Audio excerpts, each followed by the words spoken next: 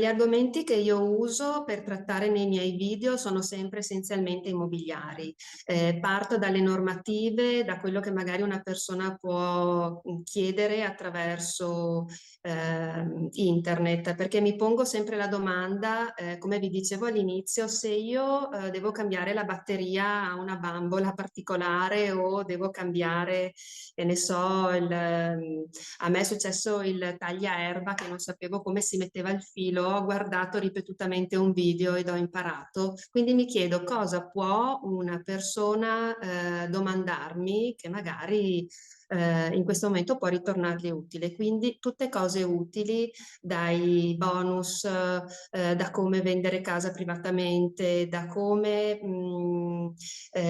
chi far entrare nella propria casa, quali sono le domande da fare.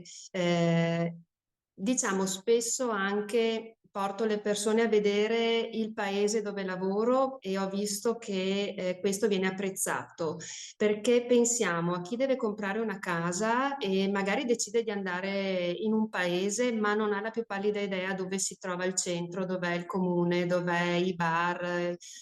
quanto o come siamo distanti dai supermercati, dai mezzi, dalle scuole e quindi faccio anche video un po' itineranti. Io li chiamo proprio video itineranti dove esco, faccio vedere la via, racconto un po' di quella via, quando hanno iniziato a costruire, che tipologie di case ci sono e cosa può offrire il paese in quel momento alle persone, magari per le coppie che vogliono venire a vivere. Quindi promuovo il mio territorio e questo vedo che è qualcosa che fa piacere alle persone.